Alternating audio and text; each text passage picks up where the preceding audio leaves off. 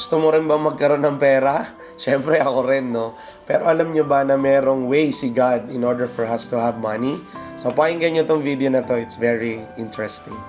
Sabi sa Proverbs chapter 3 verse 9 to 10, honor the Lord with your wealth, then your barns will be filled to overflowing. So it says that put God first through tithes, offerings, and generosity. So, kumbaga, gusto mo raw magkaroon ng pera, ito daw yung gagawin mo. So, you need to go to church kasi yun yung house of God on our time.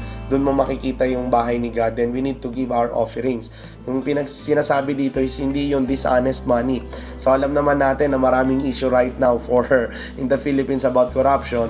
But what I'm saying is, yung perang ipinagpaguran nyo, ibigay nyo, ibahagi nyo, at ibalik nyo sa Panginoon. So, sa madaling salita, kung pakikinggan natin yung verse na ito, simpleng-simple lang yung utos ng Diyos. Hindi natin gagawing komplikado. Sabi ng Diyos is honor Lord with all your wealth. Then your barns will be filled to overflowing. Simple lang yan. Honor your wealth, ibig sabihin, kailangan natin magbigay, di ba, sa Panginoon. So, saan ba natin matatagpuan ng bahay ng Panginoon? Which is in the church. So, kung iintindihin natin mabuti yung mensahe, ang sinasabi dito ay, kailangan daw natin magsimba, linggo-linggo, at mag-offer tayo ng ating pera. 'Di ba? So dati, 'di ba, meron tayong malakay, 10% daw yung dapat nating ibigay. That was in the Old Testament. Pero sa New Testament, Jesus Christ paid it all. Yung ating kasalanan and everything. So wala nang presyo.